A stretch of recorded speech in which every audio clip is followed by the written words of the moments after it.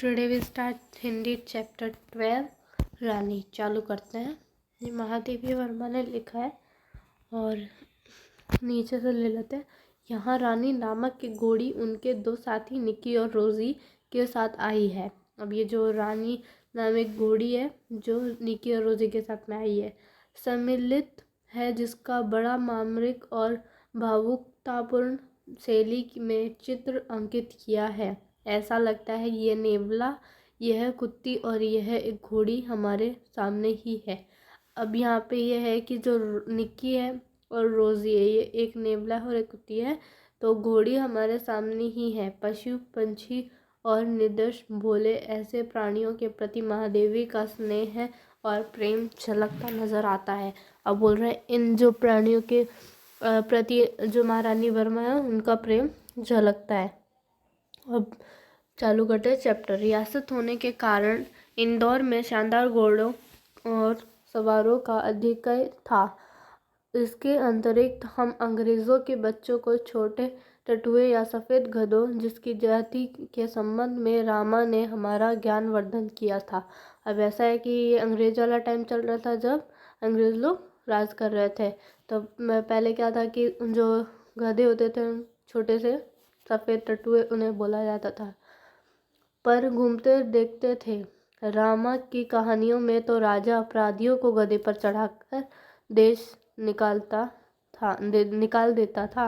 अब वो क्या था कि अब उसने रामा ने कहानी सुनाई कि वो जो राजा ना जब अपराधी दंड देते हैं तो उसे गधे पे बैठा के पूरे शहर में चक्कर कटवाते हैं। इन्हें गधों पर बैठकर प्रसन्नता से घूमते देखकर विश्वास करना कठिन था। मतलब वो बोलते हैं कि गधों पे बैठ के उन्हें बहुत खुशी मिलती थी और वो विश्वास करना मुमकिन नहीं था कि इन्हें दंड मिला है। बोलते कि इन्हें दंड मिला है। रामा के पास हमारी जिज्ञासा का समाधान था।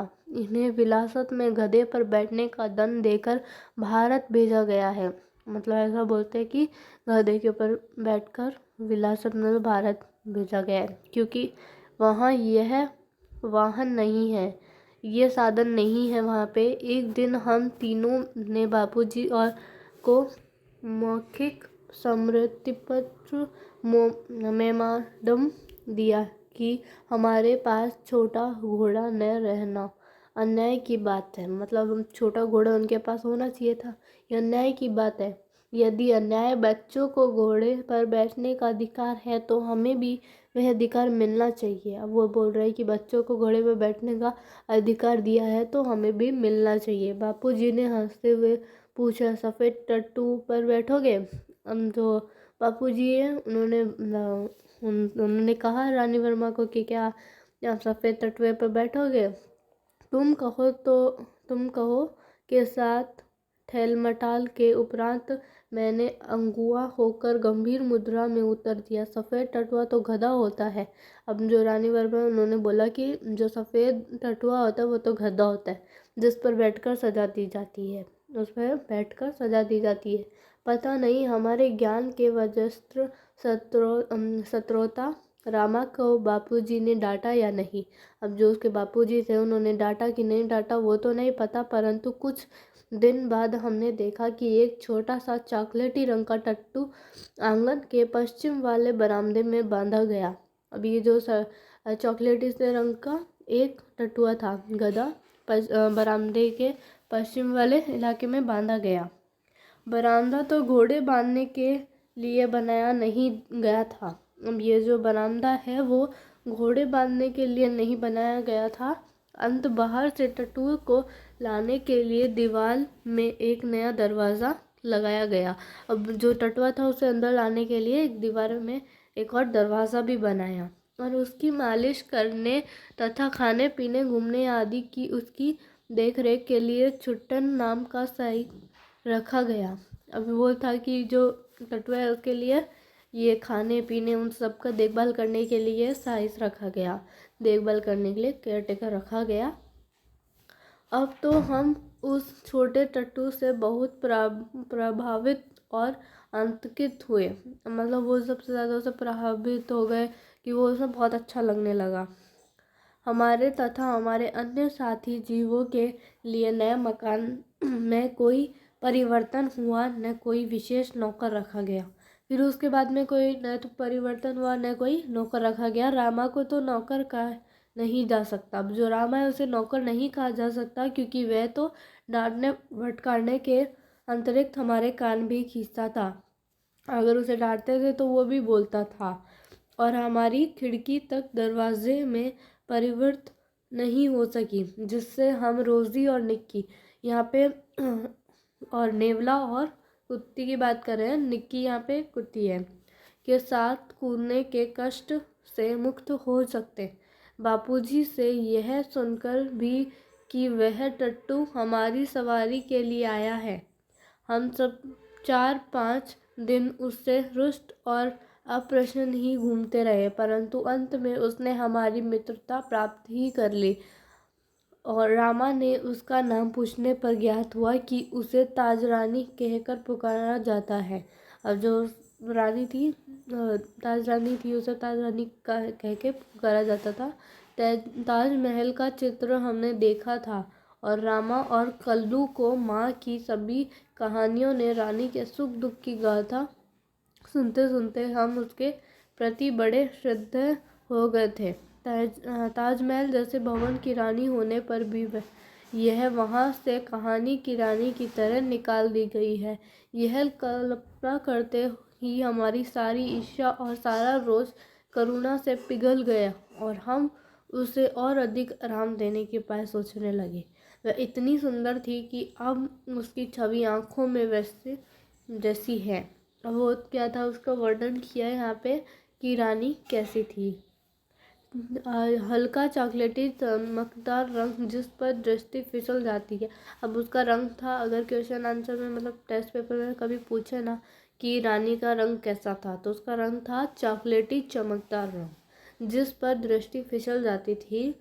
अड़े छोटे कानों के बीच में माथे पर झूलता अयाल का गुच्छा, बड़ी काली स्वच्छ और पारदर्शी जैसी आंखें, लाल नथने जिन्हें फूला फुलाकर चारों ओर की गंध लेती रहती।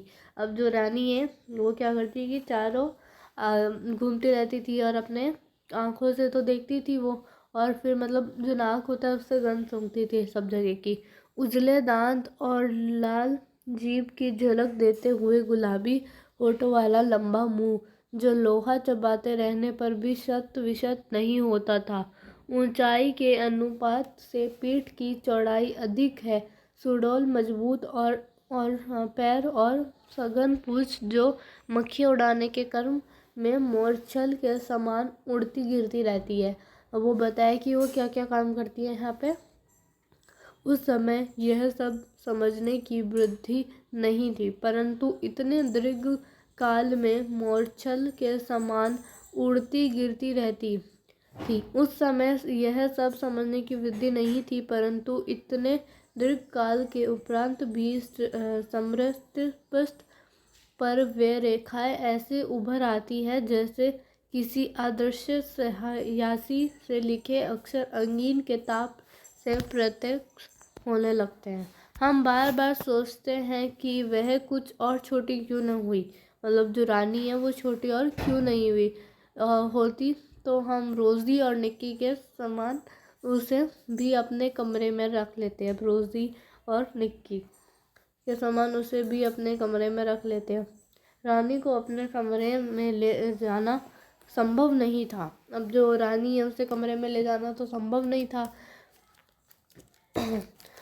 हम बार बार सोचते हैं कि वह क्यों छोटी ना हो जाए, फिर वो छोटी ना हो जाए। यहाँ पे बस वही बताया कि वो हमारे कमरे में नहीं आ सकती, वो संभव नहीं हो सकता है। अस्तबल बना हुआ बरामदा ही हमारी अराजकता का कार्य बना। अब जो अस्तबल में जो बरामदा उसके लिए जो जगह थी वो वहीं पे थी। बरामदा घोड़े बांधने के लिए तो बना नहीं था। अब जो बरामदा था वो घोड़े बांधने के लिए तो बना नहीं था। उसकी दीवार में एक खुली अलमारी और कई आंतकगृह थे। उन्हीं में हमारा स्वेच्छा विस्फाटित और शरणार्थी खिलौनों का परिवार स्थापित होने लगा।